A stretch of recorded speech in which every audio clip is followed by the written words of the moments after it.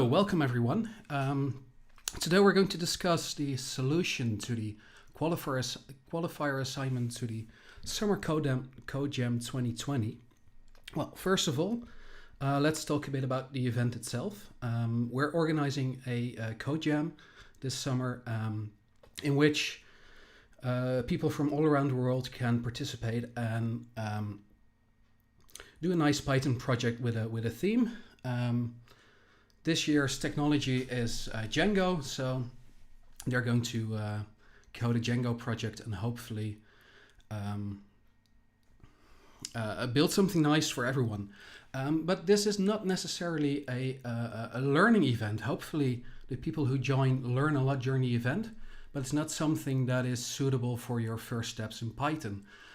So we have a qualifier assignment we use to assess whether or not you know enough Python to join in on the jam. And this is the qualifier assignment live for you on the screen. And it's an assignment that consists of 3 parts, a basic requirements part, an intermediate requirements part, and an advanced requirements part. And it's the real vest. Yeah, it's me. And the basic requirements part is basically just to see whether or not you know enough Python to join in. So we'll ask you to code a simple class, to code a few algorithms, to do something interesting with your code. But it's basically the basics of Python in the basic requirements.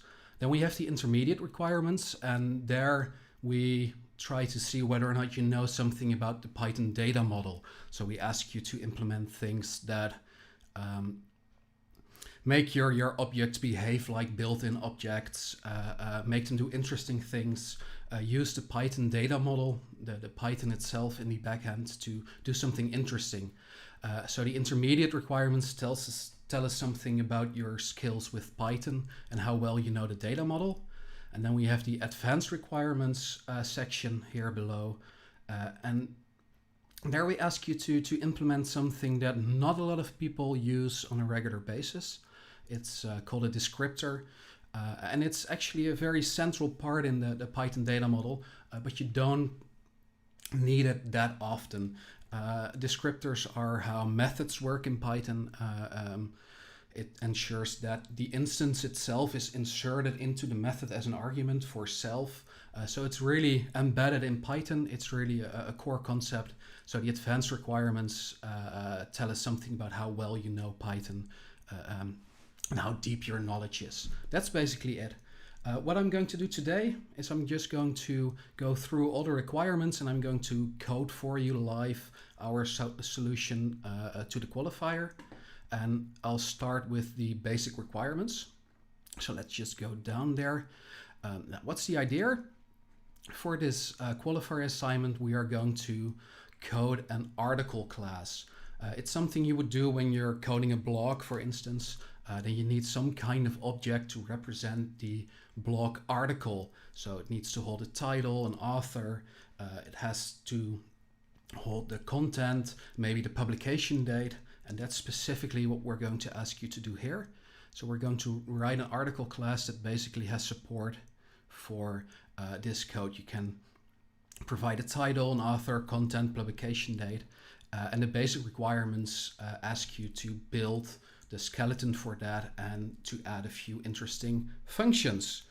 So that's what we're going to do. We're going to do the first basic requirement first, and it's just an init method. And an init method is used when you create a new instance of an article to initialize it. That's where the name comes from. Python will call that method automatically during the object creation process for you. And there you can determine what happens to the initial arguments you provide, like the title and the author. So that's what we're going to do. We're going to code a init method that takes these 4 parameters in, and then it creates a new instance for us. So I'm just going to start with the basic file that we've also provided to you for the assignment itself. It's the article class, and here we have an init method. And basically what the first assignment asks you to do is just assign the 4 arguments to as attributes. So that's what we're going to do. And we're simply going to start. We're going to assign an attribute on the instance itself, self.title, and that's equal to the title we pass in as an argument. And it's as simple as that. Now each time you make an article class, the title argument will be assigned to a title attribute. And we're going to do the same for the author argument. We're going to do that for the publication date argument as well, and finally for the content. Now, and here's already a piece of advice for you. Whenever you do something like this, it's always a good idea to just test it out. So instead of running the test suite we provided you, just run this in your editor or in on the command line and just play around with it. So what I'm going to do is I'm going to run this thing here in PyCharm's Python console. And what that means now is that the article class I've just defined is defined in this console, and I can use it. So now I can make an article, and I'm just going to copy the example from here. Oh, that's not going to work.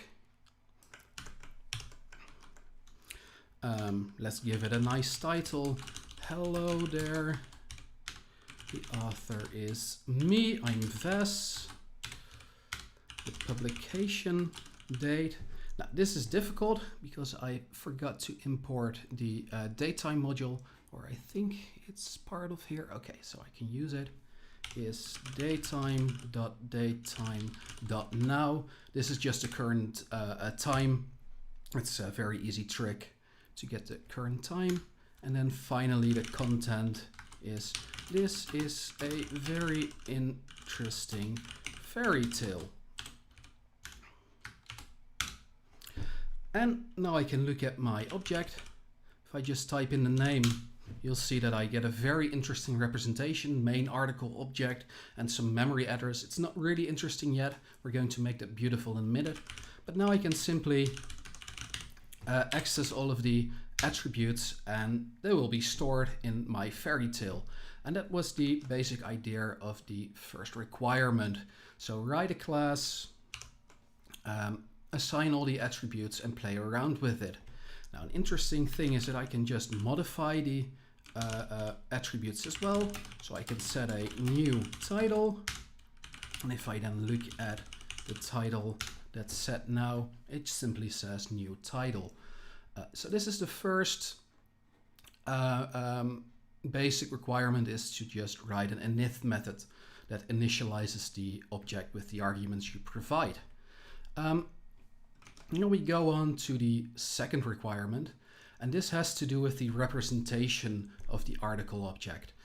If you look at what we just had here in our Python console, this thing here doesn't really tell me anything useful about the article object I've just created. So whenever I type in fairy tale, it gives me this very abstract representation, and it doesn't really give me enough information to know what I'm dealing with. So to account for that, there's something called the wrapper method.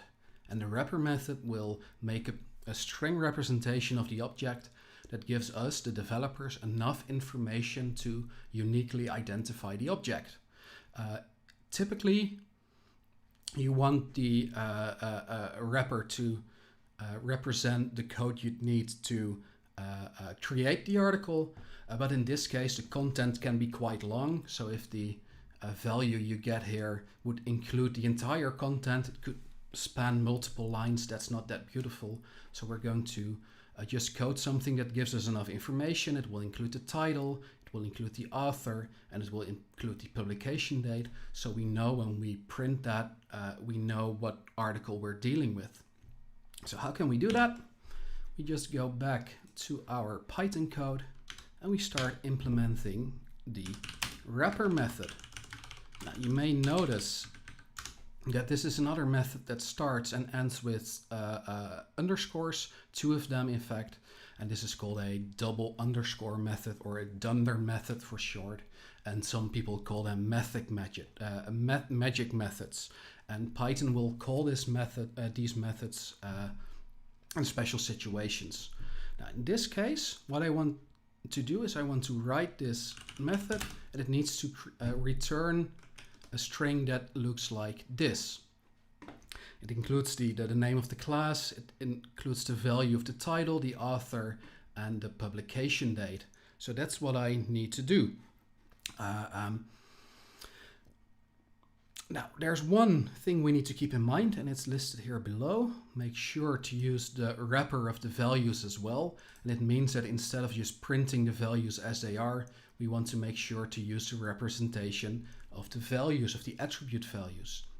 And that's that's why there are quote marks here around the strings we have here. There's one additional thing. We want to make the publication date a little bit more easy to read.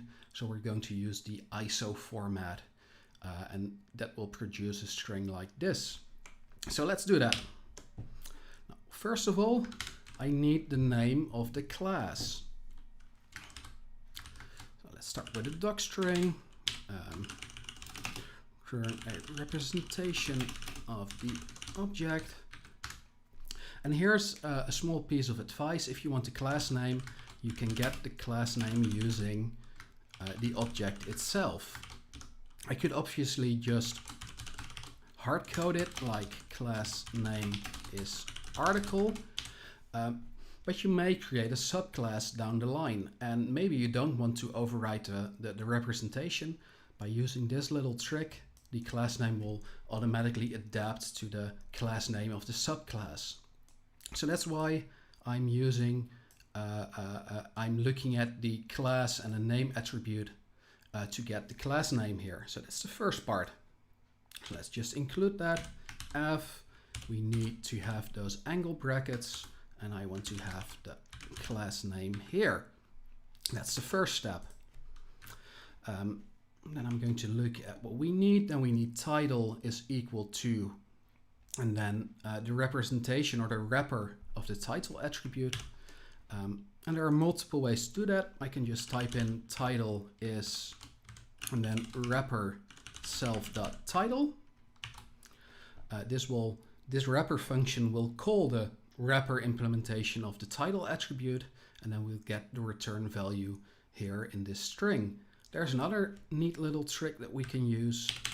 We can also use a format specifier. That's just an exclamation mark and then an R for wrapper or representation, and that will do that for this will do that for us as well. And then finally, in very recent versions of Python, you can even use self.title and then an equal sign, and then Python will take care of creating that title is relationship for you. I'm going to go with title is equal to self.title exclamation mark R. R will take care of getting the wrapper of the self.title for us, and this will this is the first part of our representation. For the second part, I now need to do something with the author field. Well, the same trick applies. Title is equal to author is equal to self.author, and I use the same format specifier here as well. Why is this underlined? Am I doing something wrong here? What's wrong, PyCharm? Okay, we'll check that in a minute. And then we just go on, and now I want to have the publication date, but I want to have the ISO format. And what I like to do is just get publication date is to create a local name before this long string we get here, just to make it a little bit easier to read. .iso format, and then we can insert that here.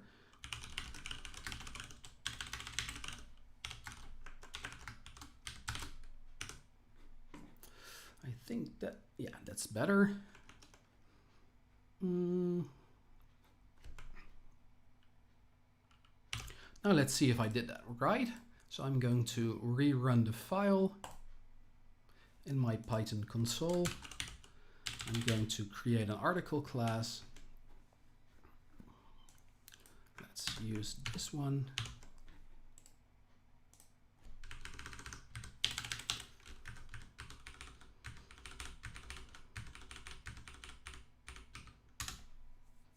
And now let's see what we get when we just look at the article. And indeed, we now get a neatly formatted value that actually tells me what the article is about. It gives me the title, it gives me the author field, and it gives me the publication date. And not entirely by accident, it's just returns what we had here in the assignment already. That's the same thing. Now, a lot of you were confused about the use of double quotes here. This is not something I've actually coded here in my string. What's the kind of the catch here is that the title itself contains a single quote character. And whenever Python sees that, it will use a double quote in the wrapper of a string. And if a string does not contain a single quote, like this one here, Python will automatically use a single quotation mark for the representation of the string. This wasn't actually something we've hard-coded in the code. It was just a consequence of using the wrapper of the values for the attributes we had. And because we used the wrapper, and Python will search for those single quotes and adapt to that, that's what causes the double quotes to appear here. Okay, so that was the second requirement. Now for the third one. The third one is simply that we want to be able to use the len function. The len function is typically used to get the size of an object in Python. What we want to do is we want to write a len function. We want to build in support for the len function so that if we do len our article, we get back the length of the content. So in this case, it's just the number of characters that are in this content string. So somehow we need to make our class suitable for the built-in function len. And there's another way to do that, and it's another dunder method, so to say. So we've used init, we've used the wrapper dunder method, and there's another one that builds in that support, and it's the dunder len function. And whenever you use len on an object, it will look for that method, and then it will call that method to get that length back. This method should return an integer, and in this case we just want to have the length of the content. And what we can simply do is we can delegate, we can simply return the len of self.content. Because len of content, len of a string, will already return the number of characters in there. So in this case, this very simple method will already implement support for len. Now we can do that again in our Python console. Let's just copy that so we can use it later.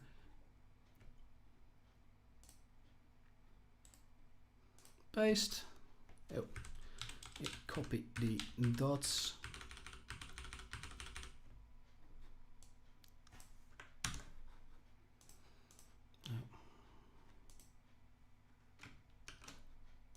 Let's just create a new file. Python file. Oh, cancel to hold our code for that.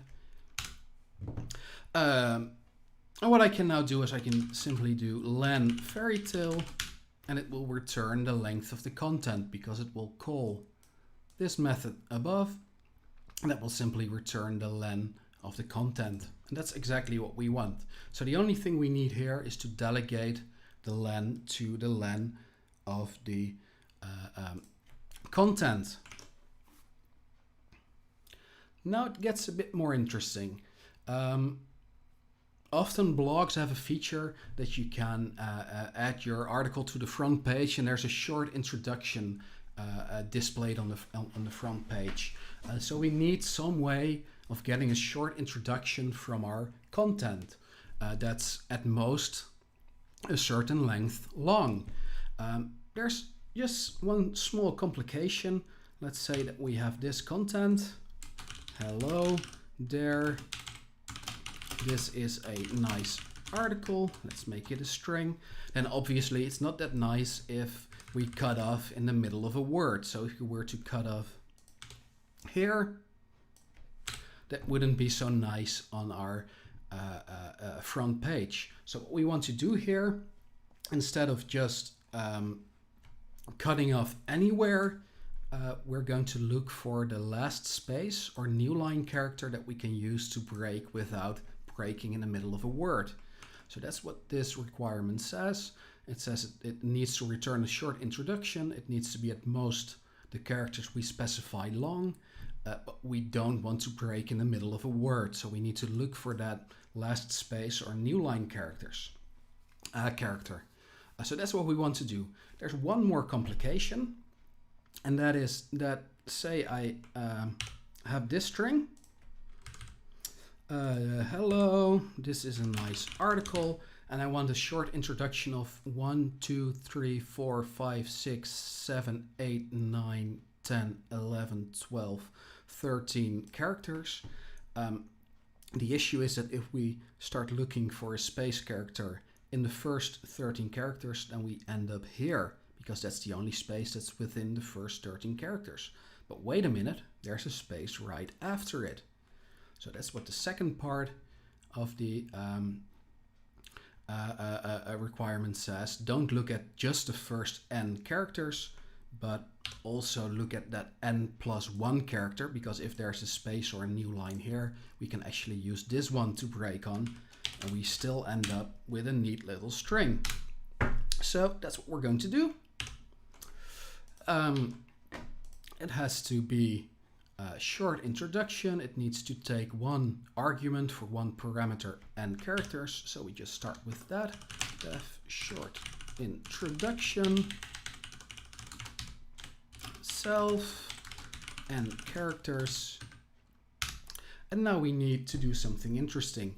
In the official solution, we just return the short content when it's short enough. I'm not going to do that here. You can look in the official solution for that. But basically what I'm going to do is I'm just going to create a short content right up here. So I'm just going to do content is self.content, and I'm just going to use string slicing and characters +1, because I'm never going to need more than that. There are more efficient ways to do this, but this is just an easy way to implement that. So now I have, let's call it short content. So now I need to find the rightmost space or new line character. Now we could iterate from the end backwards until we find one. That's probably the most efficient one. What we can also do is we can just look for the rightmost space.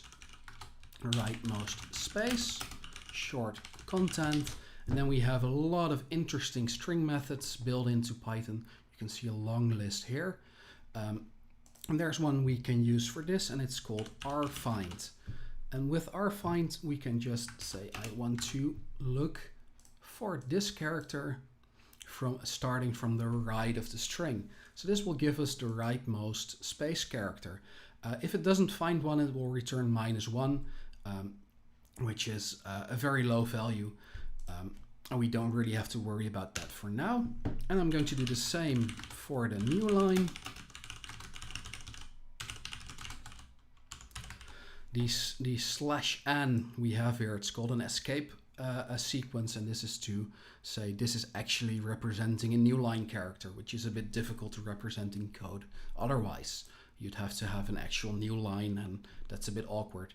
So this combination of characters actually just means there's a single new line character here. And this will return the location of the rightmost new line character. Now we need to determine which of those two is the furthest to the right, and we can do that by using the max function. Just the rightmost separator.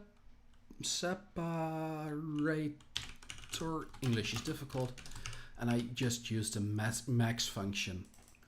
This isn't the most efficient way to do it, but this is a way that's very easy to write and it's very easy to read, and that's why I chose to do this one here. So now I have the location of the rightmost separator, and I can now simply return short content, and then we can slice it up to the rightmost character. So basically we have 3 steps here. We first create the short content just at n characters plus 1. Then we're going to find the rightmost space and rightmost new line characters, and then we're going to find the maximum of those two, and finally we return short content. Now, good idea now is to run your code again.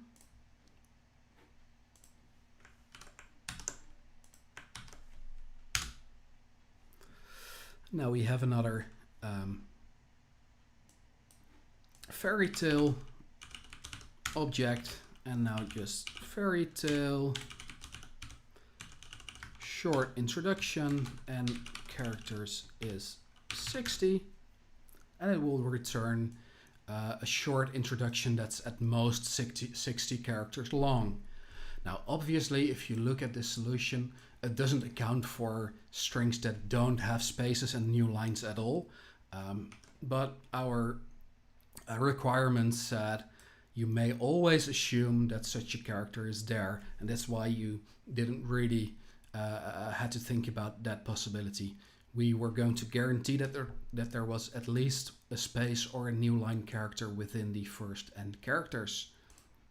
Importantly, the return value should not include the space we use to break the string on, and as you can see here in our Python console, it just stops after the last E. There's no space before the string ends. That's another mistake I've seen a lot in the qualifier solutions, that there was actually a space at the end or a new line character. Now, importantly, the requirement asks you to only break on new lines and space characters, so not on tabs or any other white space characters. We didn't really test that in the basic requirement tests, but we had some additional tests to see how well you read the requirements instead of just being satisfied with something that worked. So that's the fourth one. Then we go on to the fifth requirement. The fifth requirement is a simple statistics thing, and what we want to do is we want to count the most common words. Now it's really important to read the requirement here. So first off, if we're going to read, so we need to return at most n words. That's the argument we're going to give it. If words have the same frequency, order them in the same order in which they first appeared in the article. And finally, the method should also be case insensitive. So the and the, one with a capital T and one without, should count as the same word, which is obviously also very important. The output should be in lowercase, and we're really only looking for alphabetic characters. Every other character that's not A to Z counts as a word break. This is just a simplification, so you don't have to worry about what counts as a word break in English or any other language. So everything that's not A to Z counts as the break between two words. And the example here is that it's, this character here in the middle, this quote, is not an A to Z character, so it counts as a word break. And we get two words here, it and s.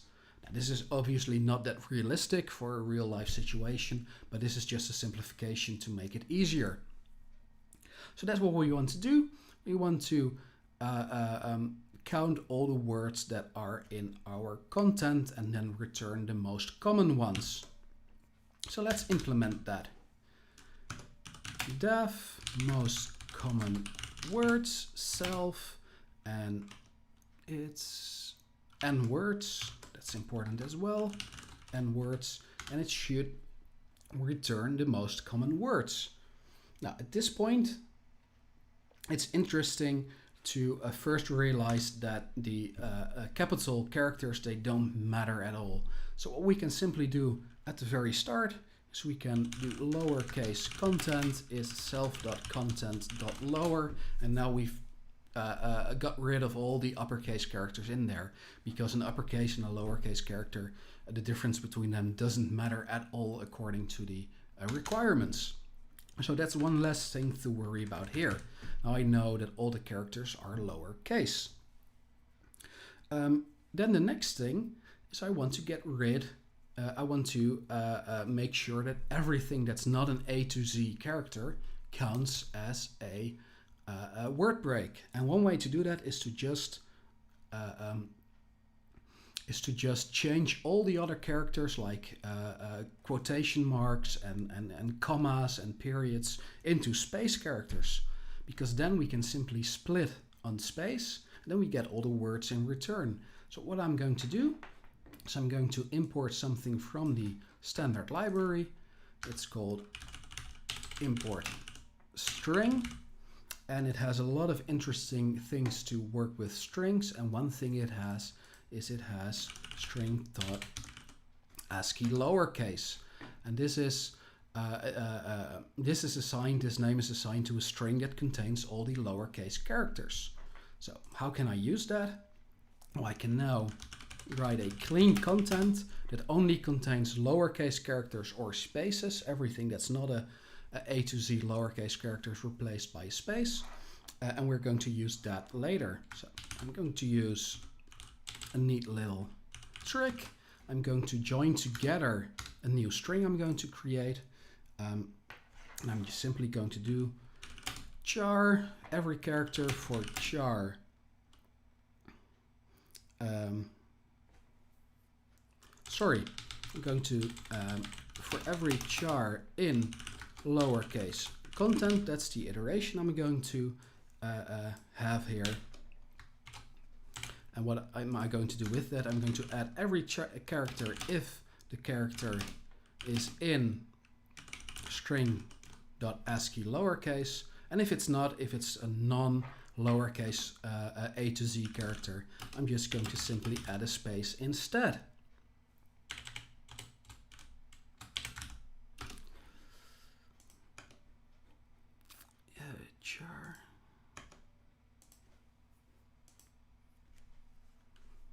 Char, if char else, right, there was an equal sign there. So what this does is going to iterate over all the characters in our lowercase content. It's going to add the character if it's in ASCII lowercase, so if it's an A to Z lowercase character. If it's not, if it's a comma, period, or whatever, it's just simply going to add a space instead. So this clean content name is going to be assigned to a string that has only lowercase A to Z characters in them and space characters that are the boundaries between the words we have. So now I have a clean content, and I'm just going to demonstrate that to you. Print clean or return clean content. I'm going to run this in my Python console again. Recreate the fairy tale instance I had.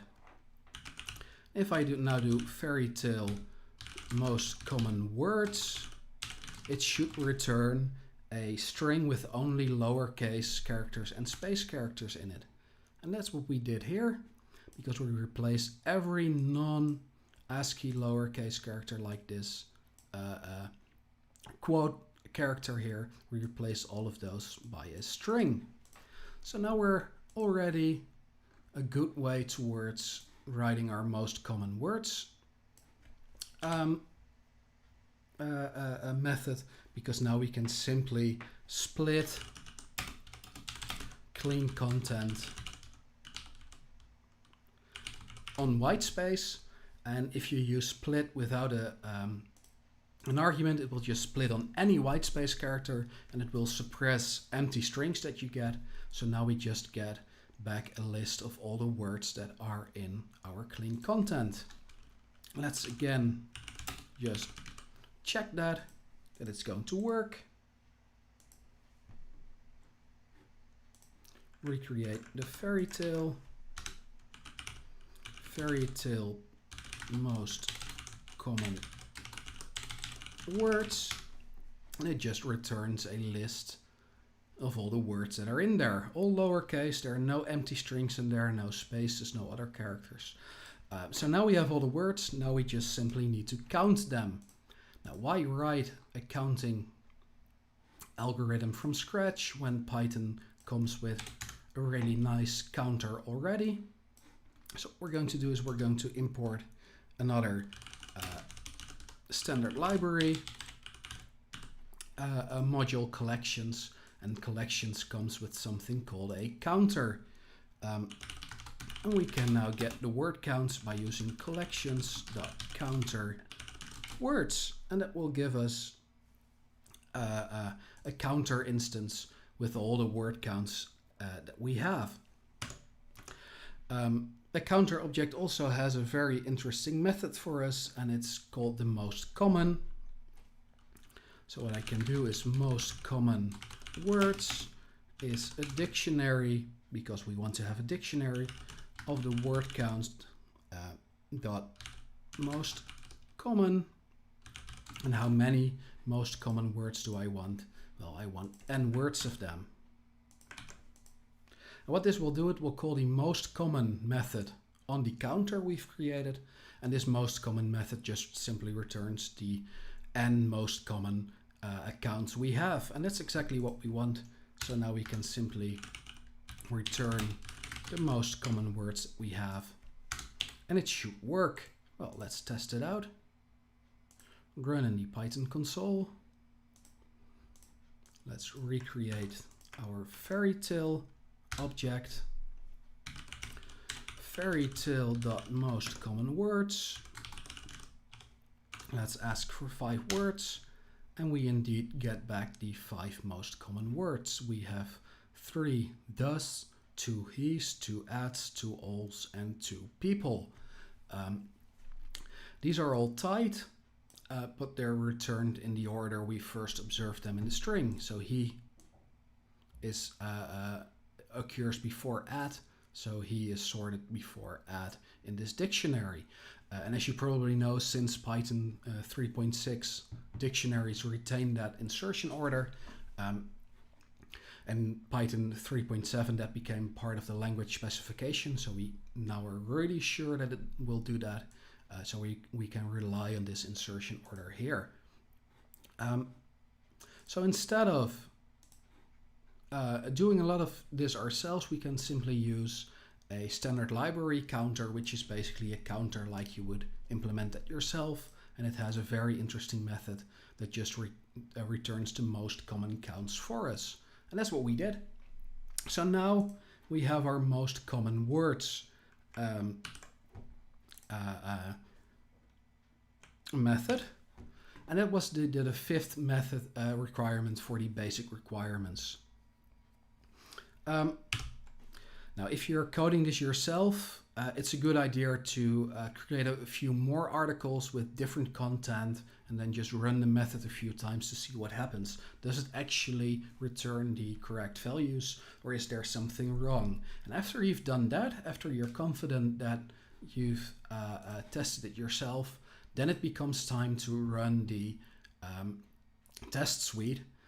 And I'm just going to do that here. Run tests. Going to run that.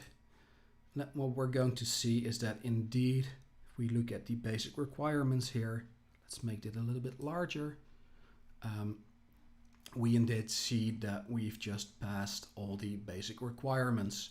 But I would like to recommend you to only do this after you've tested your functions yourself. Just play around with it, see what happens. If something goes wrong, make sure that it goes right, and then only then run the test suite. The test we have here should not be a replacement for the requirements that are written here. So really read this, try to implement it, try to test it yourself, and then finally see if it also passes all the tests we've written for you. Okay, this is the basic requirements section. Let's move on to the intermediate requirements. I'm going to take a sip of water.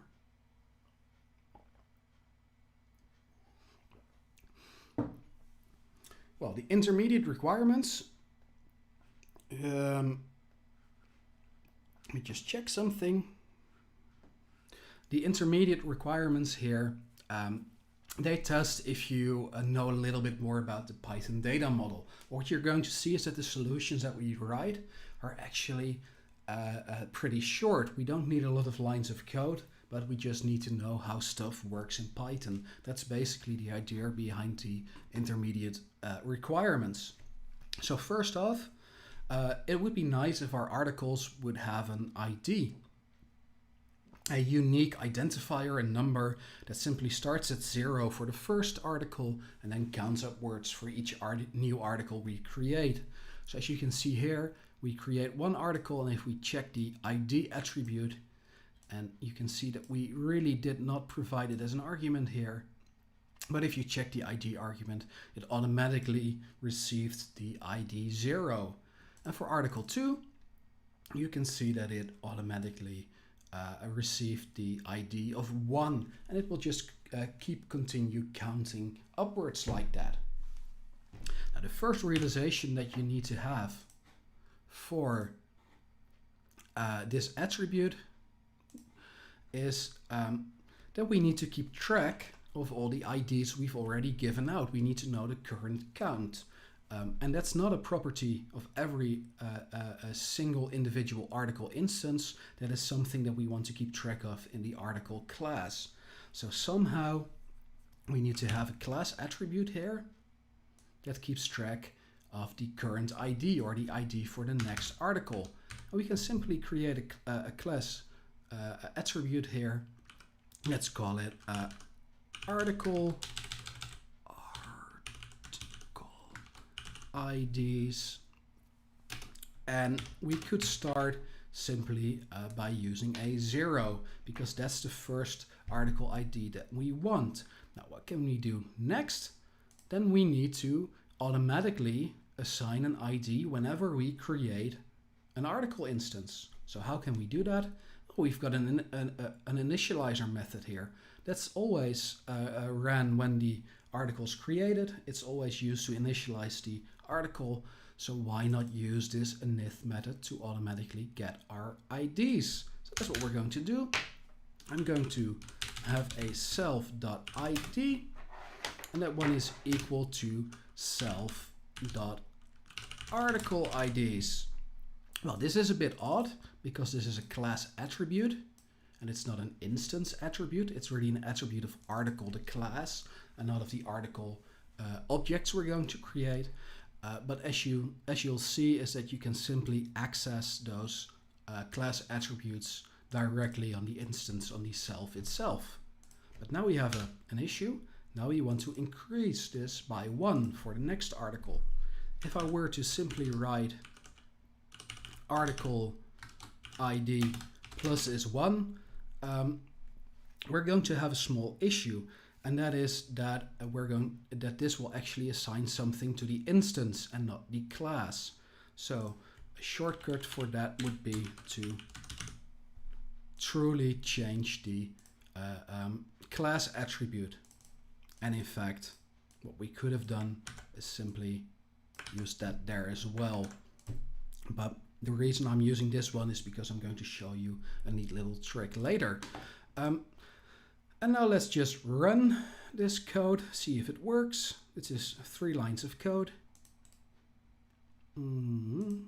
Execute in Python console.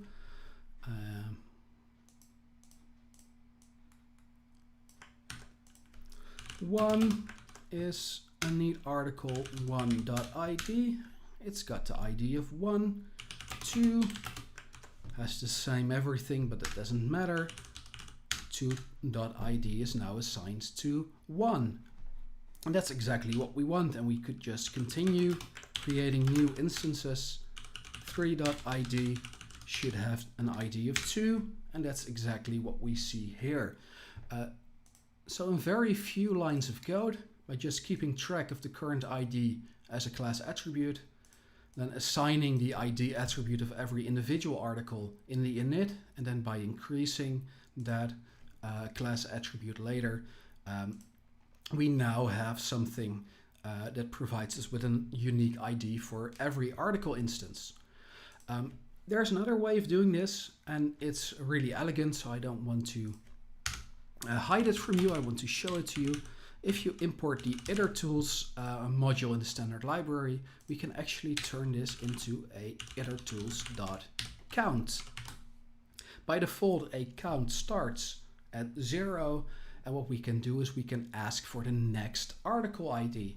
So instead of assigning self.id to self.articleIDs and then increasing it manually, we can simply ask for the next ID. And each time you call next on a count object, it will increase it by 1 for the next one, and you get the current one as a return value here. So this basically does the same. Let's just run that. Let's create another few articles.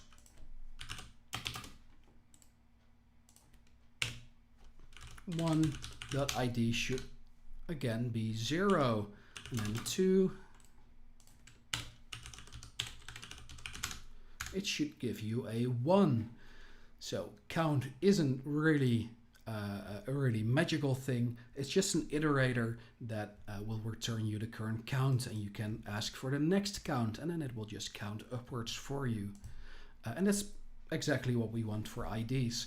We don't have to reassign anything here because we're actually mutating, changing the count object itself. We're changing the current count it keeps track of. And this is our ID. Let's move on. So now we've got a unique ID for every article. 2, what do we need to do now? Well, what happens if we change the content? Because we make mistakes. Sometimes we want to change the content of an article after we've created it. And what we want to do with the second requirement is we want to keep track of the last edited date. So we want to automatically assign an attribute last edited that returns the date time from when the article was last changed. So that's what we're going to do. There are a number of things in there. If there's never been a change to the content after creation, it should return none. So that will be a decent starting value for that. But whenever we change content without a method, just simple assignment, the last edit date should now be changed. It should have recorded the date time of when this happened. So how are we going to do that?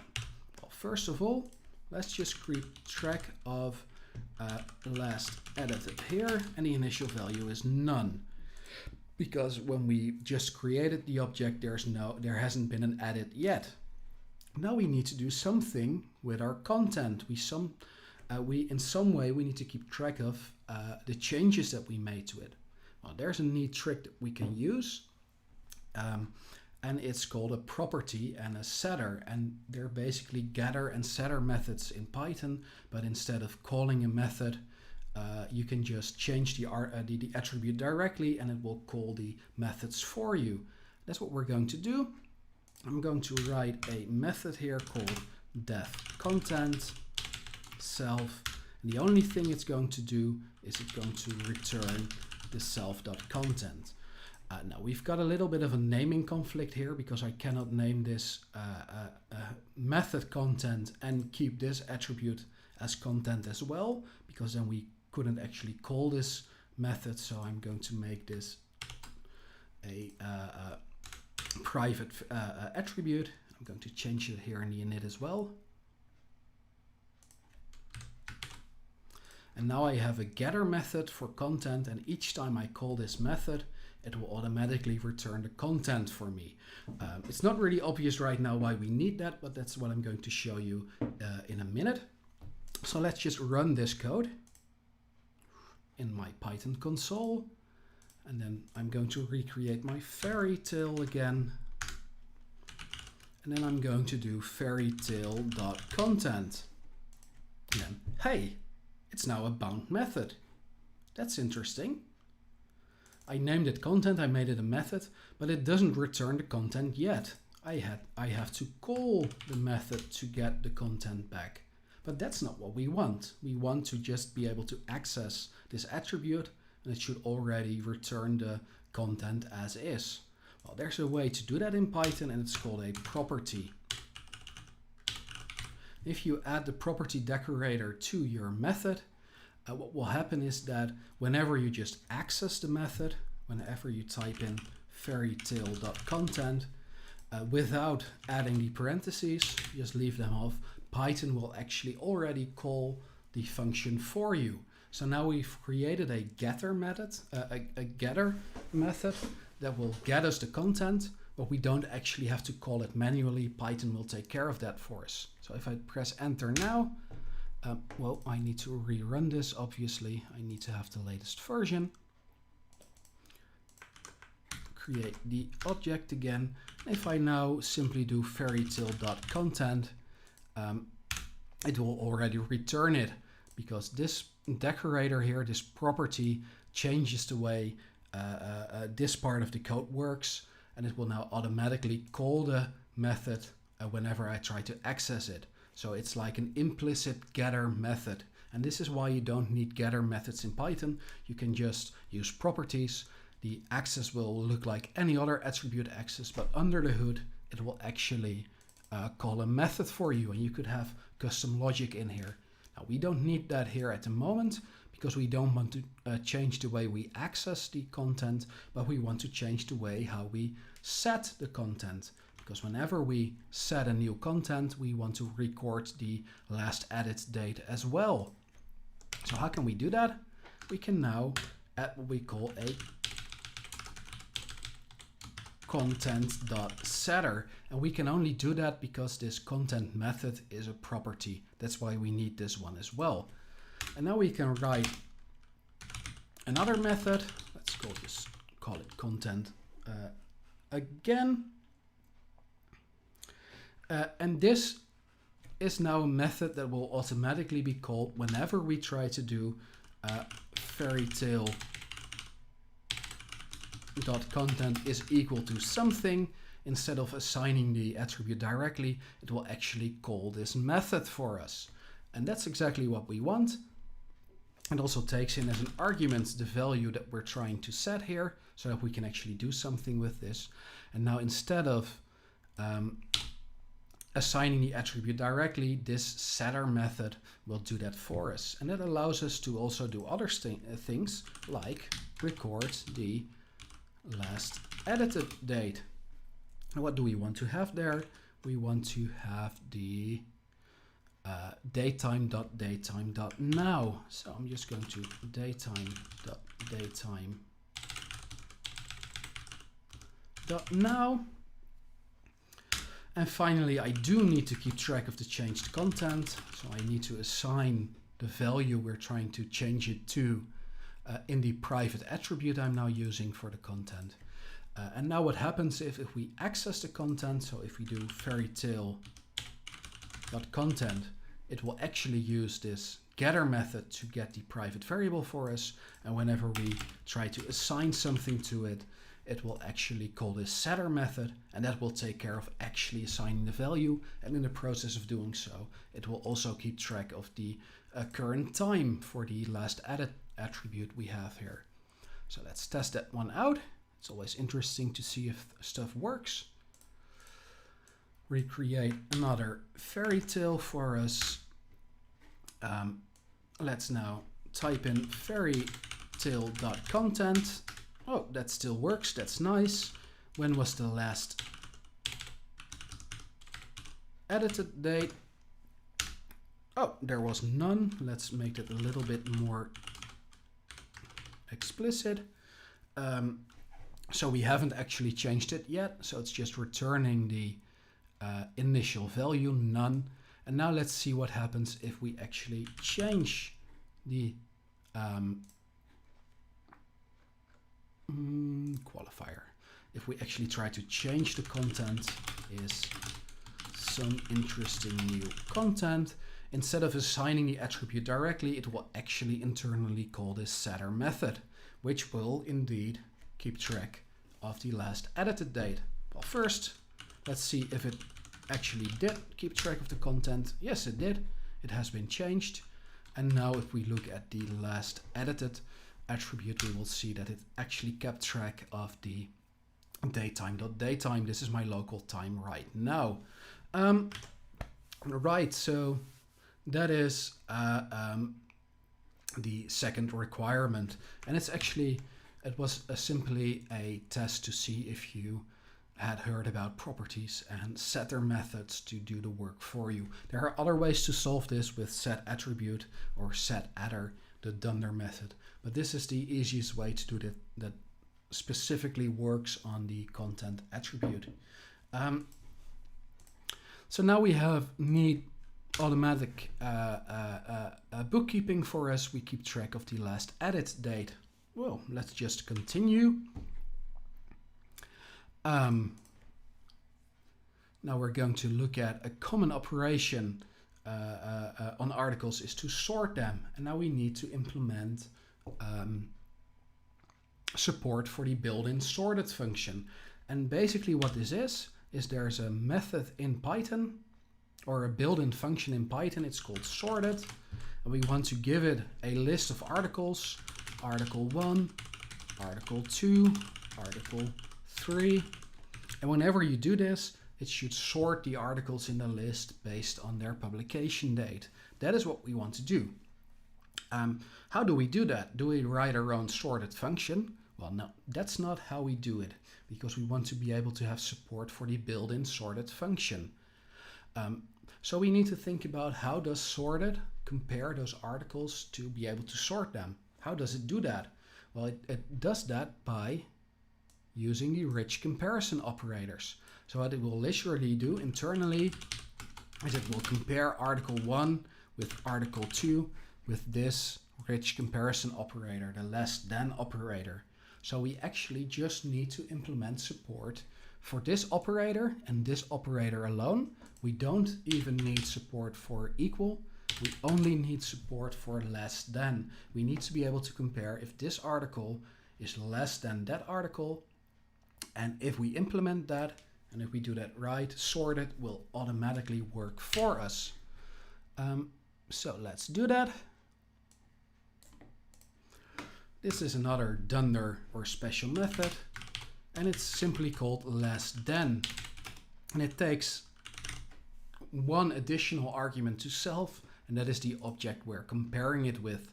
The LT here stands for less than, and this is what makes the article class have support for the less than operator. So what do we want to compare it by? We just want to compare the thing by publication date.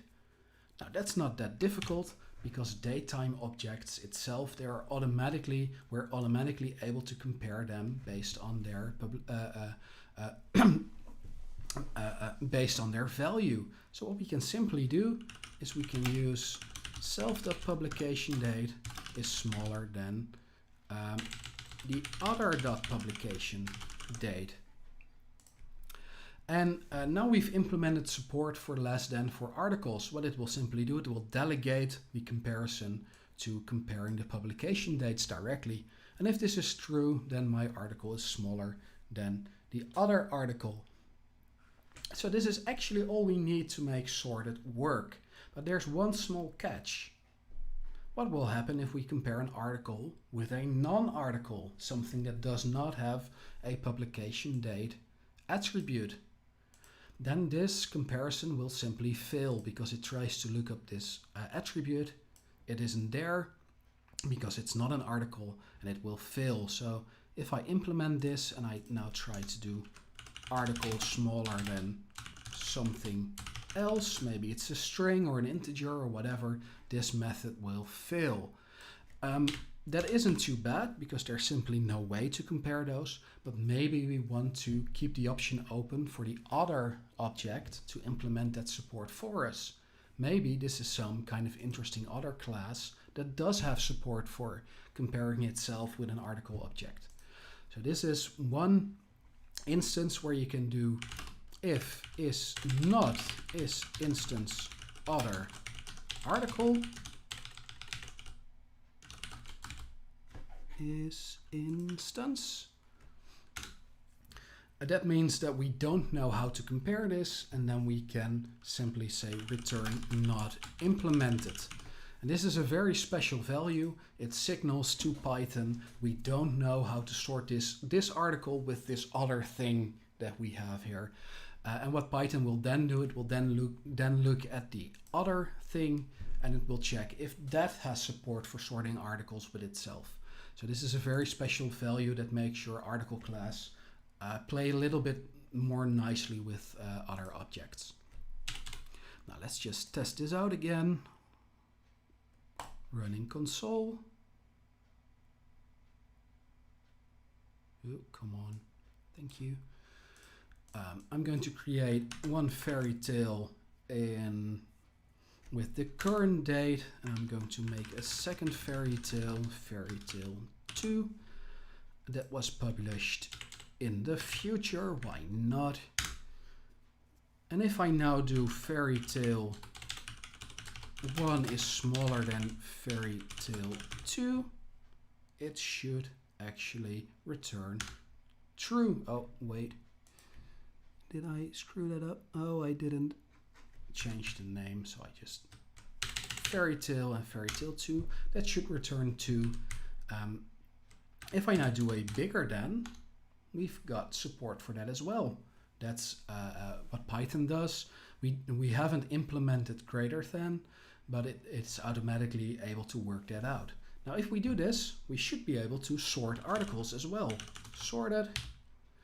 Let's start with article 2, and then article 1. Fairy tale 2, fairy tale 1, the one without a suffix. And this should actually return a list in which the order is reversed. Let's try it out. And now it has as the first one indeed the oldest one, and the second article in the returned list is indeed the one that's published in the future.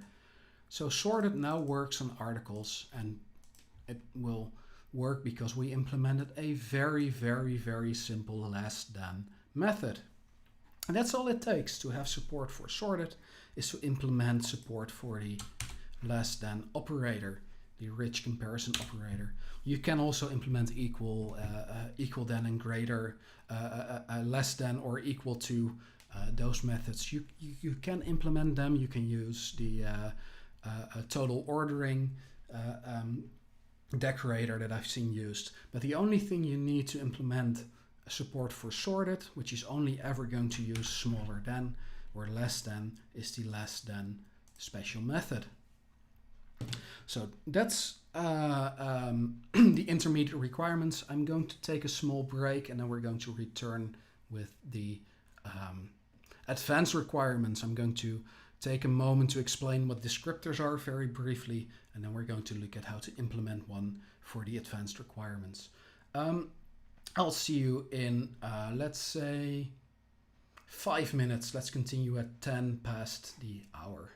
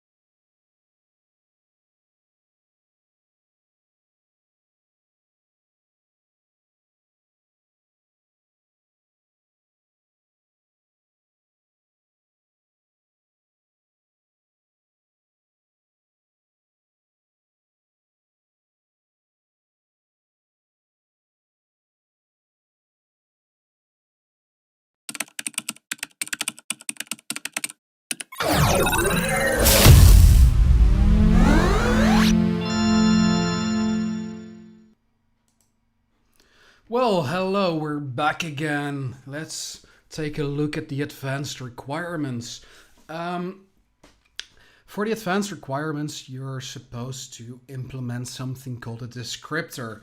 And descriptors are actually not something most people use from day to day, or I should rather say a lot of people don't implement themselves. But they're really the core of the Python data model. They're really in the core of the Python data model. It's a descriptor that takes care of inserting self into a method. So if we look at all our methods here, they all have neat little selves as the first parameter. But whenever we call a method, we don't actually have to insert that, an argument for self. Python takes care of that automatically. And the way it does that is by using a descriptor. Now, I'm not going to explain how that part works, but I want to explain how descriptors work a little bit first. So what descriptors do is they change the way we access and change and assign attributes on objects. And that's why I've prepared something for you. Let's first look what normally happens when we assign a name. So in this case, we have a name here and we have a nice little string here on the right hand side. Hello, Python Discord. And what will happen is that Python will need to do roughly three things. We'll first need to create a string object in memory with the right value. Hello, Python Discord.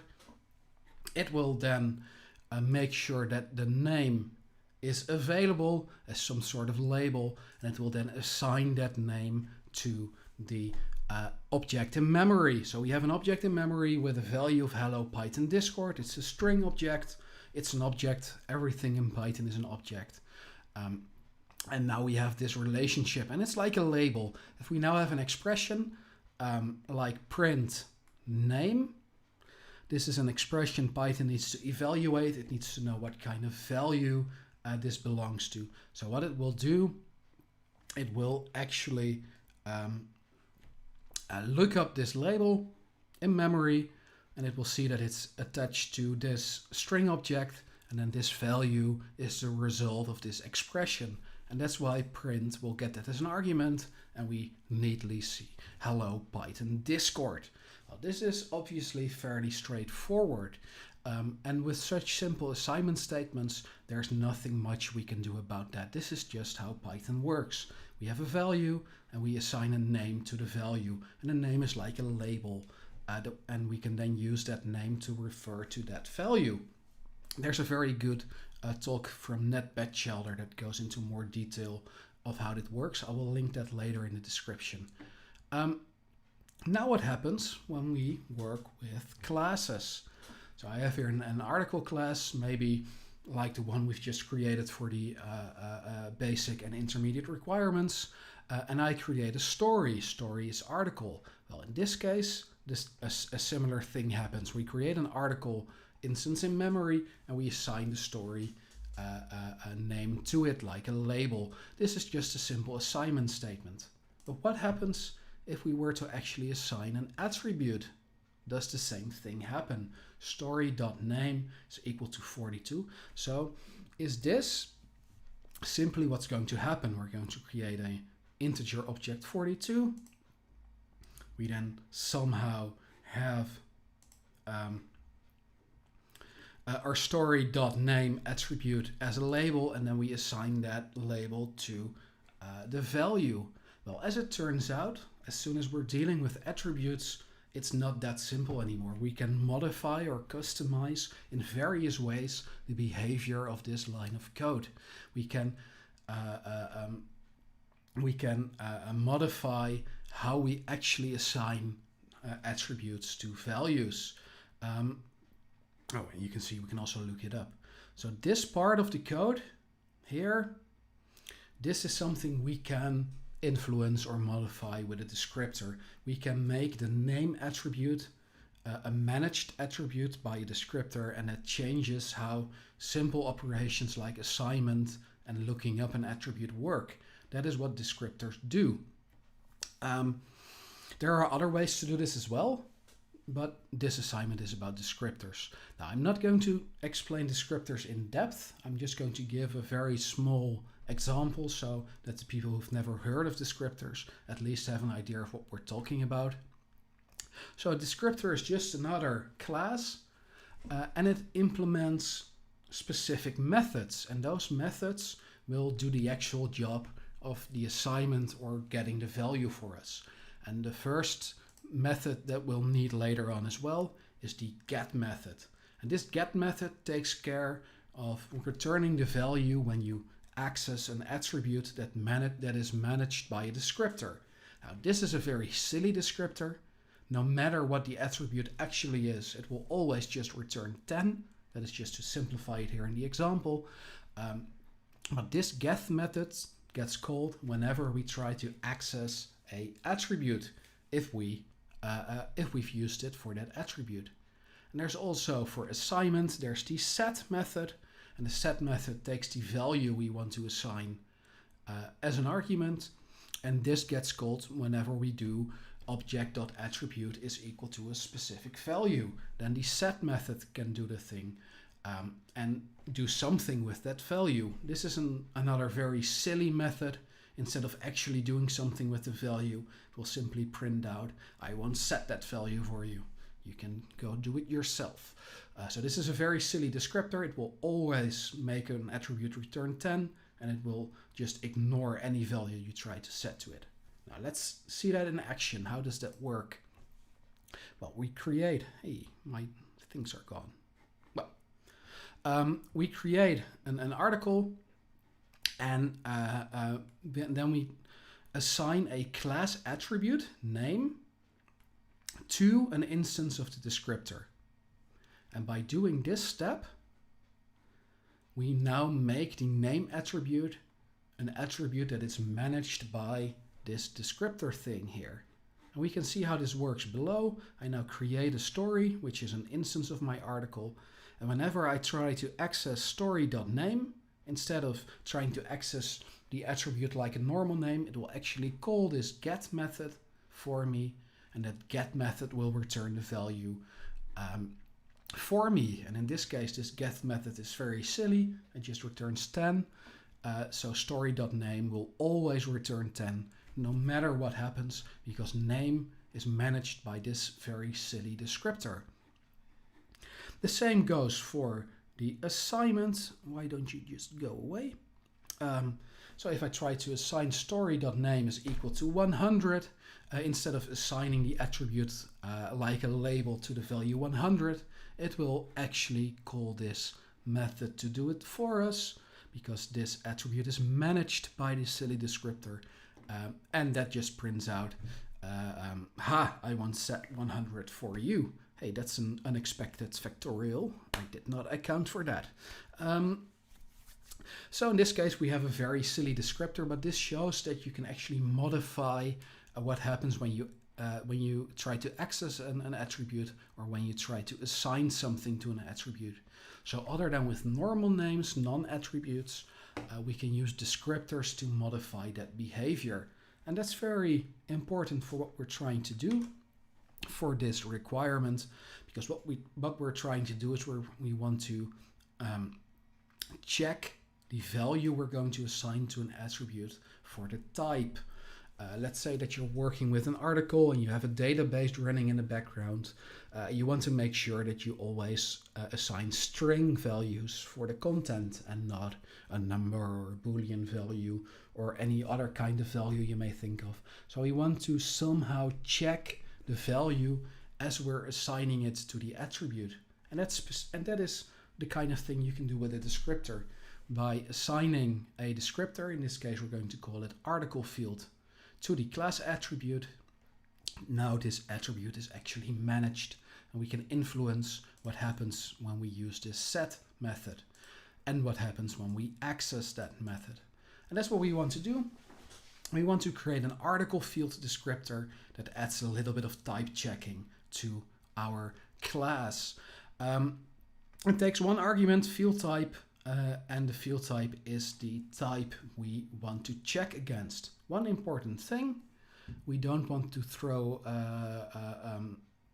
a duck typing out of the window completely. We're actually going to do a little bit of goose typing.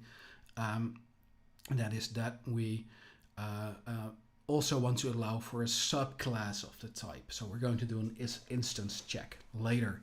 So this is what we want to do. We want to create what we call a managed attribute or a descriptor that can manage the attributes for us, and it will do some type checking. Okay, we don't actually need the article class for now. We simply want to create the descriptor. Well, first of all, when we create the descriptor on a class of our own, we need to keep track of the field type that it's meant to check against. So we're just going to write a little init method that just keeps track of the field type it received as an argument.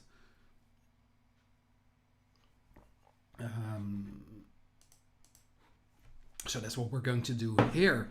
So we have an init method and we just keep track of the field type here. Now we want to make sure that whenever we try to assign something, we do a little type check. Now, as we've seen just before, we can use the set method for that. What are we going to do? The set method takes a number of arguments, and Python takes care of that for us. It takes a reference to the current instance we're trying to set an attribute on. So if we have fairytale.content, this will be fairytale, so that we have access to that. And it will take in the new value that we're trying to assign. So if you do fairytale.content is equal to some value, value will be the some value we're trying to assign to something. So what are we going to do now? Now, what do we want to do? We want to check this value against the field type. And how can we do that in Python? We can do something like if not is instance value self.field type. And now we know that something has gone wrong, because this means if this value is not an instance of the specific field type we want, we're in this if statement, so something has gone wrong. We're trying to assign a value the attribute shouldn't be assigned to. So what do we want to do? We want to raise a type error. And that's very simple in Python. We can simply do raise type error. I'm not going to bother assigning some kind of message yet, because that's the second requirement. We'll get to that later. But each time we want to, we try to assign a value that's managed by this descriptor, and it's not of the correct type, it will raise this type error. But now we're left with another job to do. We need to assign that value somewhere. We need to keep track of it. Otherwise the assignment won't do anything. We're trying to assign a value. We need to store it somewhere. So how can we do that? Well, you may have an idea of just doing self.value is equal to value. Why not? We have a descriptor, it has a self. Why not just assign the value to self.value? That should work, right? Well, let's try that. I'm going to make a little managed class here. My class name is article field type is string. Yes, two empty lines. Thank you, PyCharm. We're going to, so now we have a name attribute on my class that should be managed by this descriptor. Let's just run that. Hello. So now I have my class. Let's create an object. My object 1 is my class. Object 1 dot name is equal to first an integer, because that should trigger the type error, because we're expecting a string, and integer is not a string or a subclass of a string.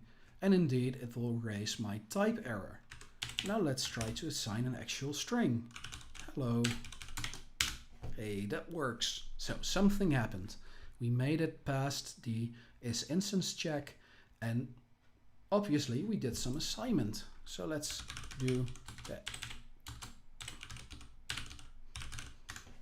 Oh, what's that? It's the descriptor. What happened? Well, we've assigned something to self.value, but we've not actually implemented something that returns that value to us, because we've only assigned the set. So this name will just return what we've specified here, which is the descriptor itself. So we need something else as well. We need a get method. Well, get method also gets the instance. So this thing over here. And it gets something called the owner, which is the class object. We don't really have to worry about that for now. Okay, so what do I need to return here? Well, I've assigned self.value. Let's return self.value. Should work, right? I've assigned self.value here, and here I'm returning it whenever I look at the attribute, because get implements the lookup capabilities. Okay, and now I'm going to close this console, because otherwise people are going to complain. I'm going to run a new instance. My object is my class. My object dot name is hello. Hey, it worked. And now let's see if it returns the name. Hey, it does. So now we've got a get method that actually returns the value we've assigned. But there's still a problem. And this is a problem that may be a little bit difficult to understand, and it can be a bit confusing when you first see it.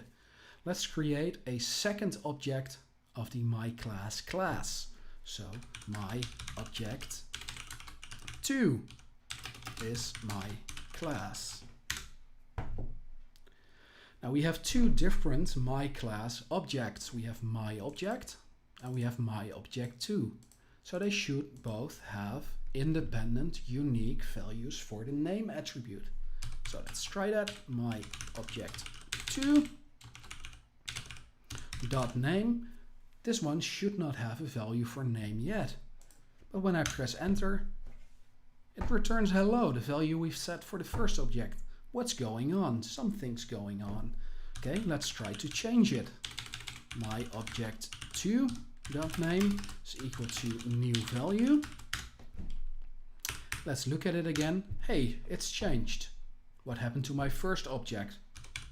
My object, does it still have the original hello? No, it does not. It has been changed as well. What's going on? Something's going on. The issue we have here is that there is only one instance of the descriptor. We've only made one article field descriptor. We've assigned it to a class attribute. So there is only ever one of these article fields in memory. There is only one of them. So by changing the value on the article field descriptor, we're changing the only value attribute of the only descriptor instance we have. Or in other words, these two objects will use the same descriptor instance in memory, and that one instance only has one value attribute. So we need to do something about this. One obvious thing you could try to do is just use instance.value, because that will actually change the set an attribute on every individual instance. But the issue is, what happens if we now use the article field descriptor multiple times? Name, title. If we were to do that, because both do instance.value, they will both override each other within one instance. So that's not really a good way of handling this. But there's another way of handling this, and that is by actually storing the value into a dictionary or in the object itself. And that's what we're going to do now. And to easily do that, we need to actually know the name of the attribute that we're assigning the descriptor to. That will make things a lot easier. That used to be really difficult to do in Python, because when you create this descriptor, the name here isn't defined yet. So when we create this thing, it has no idea whether it's assigned to name or to title or which attribute it's managing. And it used to be fairly difficult to get right. You either had to use a meta class or other kinds of meta programming tricks to do that.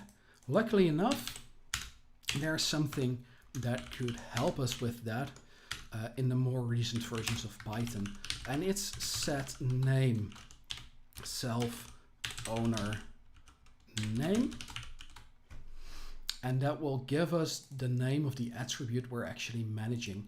So what happens is that during the creation of the myClass definition, the myClass type object, when we've created that, it will automatically call the setName function of this descriptor with the actual name that we've assigned it to.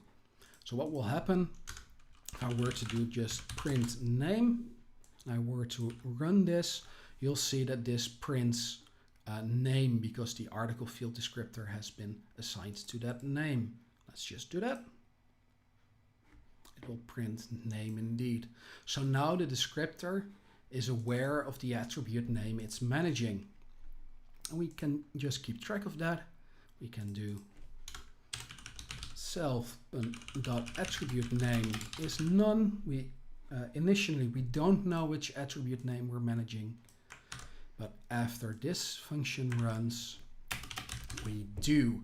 Now, to avoid things like reassigning the descriptor and changing the name, we're only going to set this name if it is none, and otherwise we're just going to keep the old name. So we're only going to change this the first time set name runs. This isn't really important, but it's nice to do. So why do we do this? Now we know the attribute name. We can now actually store the value in the instance itself, because every Python object has a dictionary that maps the attributes to the values, as long as you don't define something like slots on the class. And what we can now do is we can now say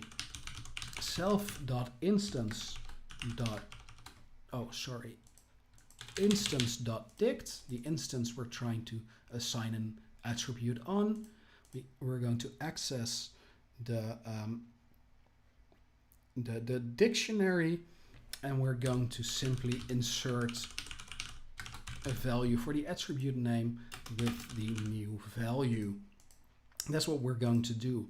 And this means that we're actually storing the value in the instance, in its dictionary that it has, and we're just going to use the actual attribute name to do that. There are other ways of doing this as well with a dictionary that's in the descriptor, but I'm going to show you in a minute why this can be useful. So whenever we try to assign a value now, we're actually going to access the dictionary that's behind every instance. We're just going to insert the value into it with the actual attribute name. So it will actually use name in that dictionary. So this is set. We also need to do a get self instance owner. Is the order correct? I always forget that. I think it is. Yes, it is. So what do we need to return here? Where do we need to get the value from? Oh, it's from the instance, the dictionary that's behind the instance that's keeping track of all the values. And we want to get the value out of it that's we've inserted with the attribute name. That is what we want to do. So this is a very simple way of doing that. And now we're going to run it and see if that works. Close, close. My object is my class. My object.name is an integer. This should fail. It fails. That's good. My object.name is hello. This should now work. It should simply return the name when we ask it. And if we create a second object, the second object should now indeed have a unique value. This my object 2.name returns unique value, and the original my object has its own value as well. So we're actually using the dictionary that's behind the instance to store the attribute. So the actual value is associated with the original instance, and since the instances are different, we now have different values. Now there's still a small thing that I don't like in this solution, and that is the following. Let's say I have any random object, my object, and I try to access a attribute that hasn't been set yet, like content. There's no content attribute at this moment. So what happens is Python shows me this attribute error. My class object has no attribute content. What happens if I create a third object is my class, and then I try to access the name attribute before we've assigned it a value? Well, what will happen is that it will return a key error. And why will it do that? Well, we're looking something up in a dictionary by a key. That means that now accessing an attribute returns a key error. And that's a bit odd in Python terminology. When you try to access an attribute, it should raise an attribute error when it doesn't do that. So instead of simply trying to access that value, what I'm going to do is I'm going to try to get the value, and if it fails with a key error, I'm going to raise a attribute error instead. I'm not going to bother with a very interesting message, and if it succeeded, I'm going to return the value. So what this change does, it tries to look up the value like we used to, but when it fails, we're going to raise an attribute error instead of returning the key error. And we're going to demonstrate that, and then we can see how that works. My object is my class, my object.name. It now returns an attribute error. You can modify the actual message, and you can maybe or maybe not raise it from none. It isn't really important for now. But this is something I like. I try to access an attribute. It doesn't exist yet, so I get an attribute error and not a key error. You could also return none. I've seen a lot of people do that, but there's one small issue with that, is that it may hide mistakes. So let's say you're working on your initializer method and you're accidentally accessing the attribute before it's set. Now it will return a silent value of none, and your method may continue, and it doesn't raise an exception until actually something goes wrong further down the line. By explicitly raising an attribute error, the minute the access of the attribute goes wrong, it's much easier to pinpoint where the mistake is. So that's why I like to raise an attribute error and just try my lookup instead of trying to use a dict method like the get. Because then we don't know if none was the actual value or if it was the value that was returned because the attribute was unset. So this is the article field. It now works pretty well. We set something in the dictionary, we get a value from the dictionary, we use the original attribute name, and this is actually pretty interesting for those who love to use Python dynamic nature, because this will even continue to work when we do a little bit of head surgery on the class. Because what I can do now is just delete the descriptor from my class, and my object, ooh, I should have assigned a value first. Let me quickly do that again. My object is my class, my object.name is hello. And now I can actually mutate my class.name by deleting the descriptor, but accessing my object.name will still work because I saved the original value in the object instead of in the descriptor. Okay, so we're nearly there. This was the first requirement. We've now created a descriptor that will check the type when we try to assign a value, and it will return the value when we access it, and it will give us a type error whenever we assign something that doesn't have the right type. So that works now. And when we've done that by implementing just a few methods, set, get, and set name to give it a logical name, and that's very easy. You can see that it's not even a lot of it doesn't even require you to write a lot of code. Now the second requirement, and that is to raise a interesting or informative type error message. So what you want to have is a message that says expected an instance of type int for attribute age, got string instead. And that just signals to the end user that we were expecting an integer, but we tried to assign a string. So how can we do that? Well, actually we're nearly there because we've already used set name to keep track of the name of the attribute. So the only thing we have to do now is change this type error. So what do we need? Expected type is, what did we expect again?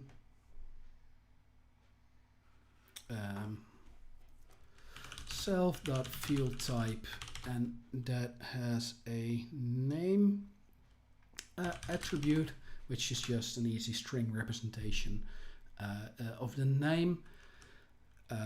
Expected type, and we have an actual type that we're trying to assign, which is the value. Now let's get the value has a certain type. Let's use the type function for that, which will return the type, and we can access the name attribute on the actual type we received. And then we can say type error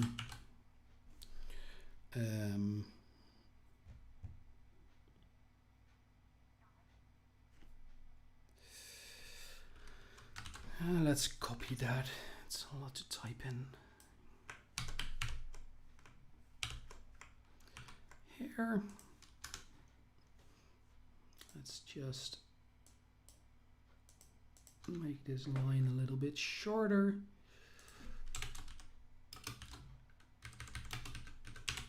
All right. A type error. This is what we don't need. That's automatic. Expected an instance of type. Let's turn this into an F string. Expected type for attribute age self dot attribute name, but I actually received a different type.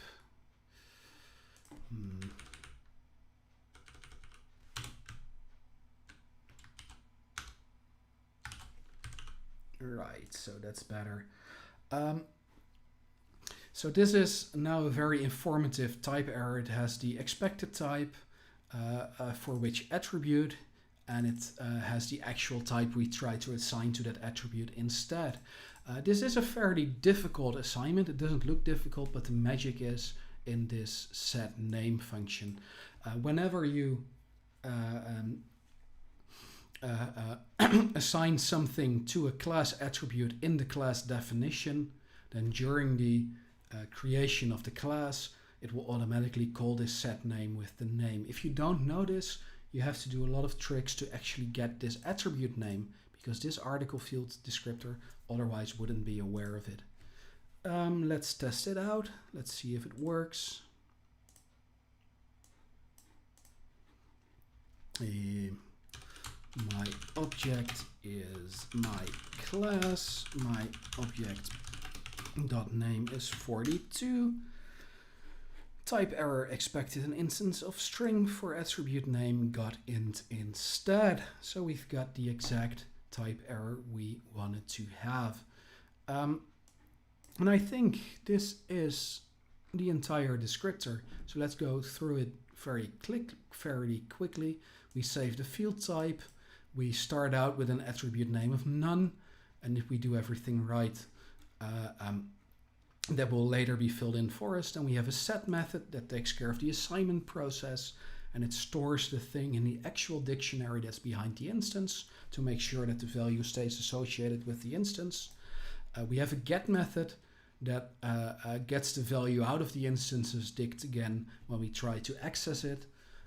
And we have a set name method that takes care of knowing the name of the attribute we're assigning the descriptor to. And I think that is the entire qualifier assignment. So what we can do now is we can run the test suite, and it should indeed just say that everything worked out well. And basically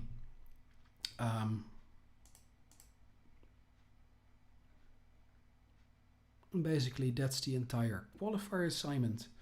So I'm now going to turn to the chat to see if there are any questions for me that I can help you answer, and otherwise we're going to wrap this thing up. So please add your questions to the chat. And in the meantime, while I'm waiting for a few questions, I'm going to just quickly get out the extended test suite that we used during the actual testing process for our batch tester. Where did I leave that one? Repositories, batch tester. A lot of submissions, test qualifier. There we have it.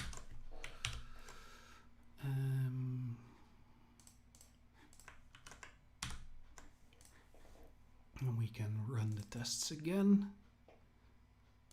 If I didn't screw up, we've passed every additional tests as well. We did some things that we did not expect you to do right, but they were part of the requirements. If you read the requirements, so we just added some tests for us to check for that. And only the final one here, this was something that wasn't part of the requirements. It's just a good practice that if an attribute isn't set yet, you raise an attribute error. Okay. I don't see a lot of questions in the chat yet.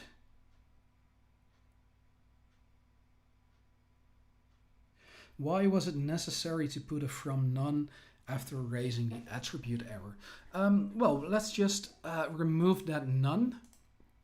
And then we can see what happens and why I did that. You don't have to do that, but let's raise an attribute error.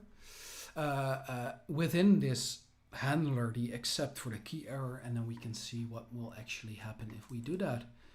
Attribute error. Let's run the code again. My object is my class. My object dot name. We haven't set the name yet, and we try to access it. And what we see now is that we get some kind of double traceback. We get the first traceback, which has the original key error in it, and some implementation details of how we actually manage or store the attribute. And then we get a message like, during the handling of the above exception, another exception occurred. And that is the attribute error that we actually raised manually. So what's happening is that we're in a try except block. We caught the key error, but we encounter another exception within this exception handler. And Python just says, well, apparently your exception handler went wrong as well. By adding the from none here, you're basically removing that context of that exception handler, and it's like you're just raising an attribute error. You don't get that first part. So I hope that's the answer to your question there.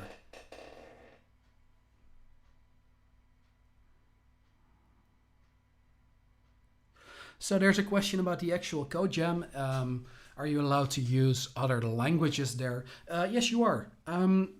Obviously, the backend is in Django and Python, and it's a Python server, Python community. So for the code review, for that part of the judging process, we're obviously going to look mainly at your Python code. So Python code is really important, but obviously for the front end, you can use JavaScript frameworks, you can use CSS frameworks.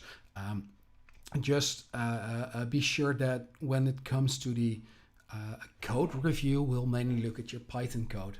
Obviously, when testing your application itself, the front end matters a lot, the user experience and stuff like that. So if you can make that beautiful with a JavaScript framework or a CSS framework, go for it. You don't have to do that. You can use more static pages and the Django templating language as well. You can do something with a REST API. Just be cool with it, but you're absolutely allowed to use JavaScript, yes. Let me see. How can we add article field class descriptor in an article class which has an init method? Yeah, that's a good question. Well, as you can see here in my class, we actually do not assign the descriptor to the within an init method. We don't assign them to attributes of the instance, but we're actually assigning class attributes, and that's really important, otherwise it wouldn't work. So if you were to add your article field descriptor here, you would simply go title is article field string, and then whenever we try to assign this title attribute to the instance, to self, it is actually managed by this descriptor. So you don't assign it within the init, but it's actually an attribute of the class, and that's why that's not an issue. Any more questions? Video link for descriptor. Yeah, I will add some links in the description of the video. There's a nice real Python article for descriptors. There's a really good talk by Luciano Ramalho. I don't know how to pronounce that name, the author of Fluent Python. And obviously that book is an amazing resource as well. It has an entire chapter on these things. So I'll add some links to the description later after this stream has ended. Will the video be available after the live ends? It should be. If everything goes well on the YouTube end, then the video should just be available to you, yeah.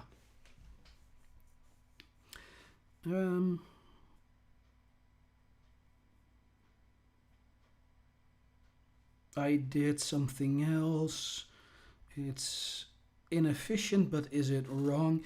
You can see the code they use in the chat. I don't know, it's too small for me to read at the moment, but if it works, it probably works.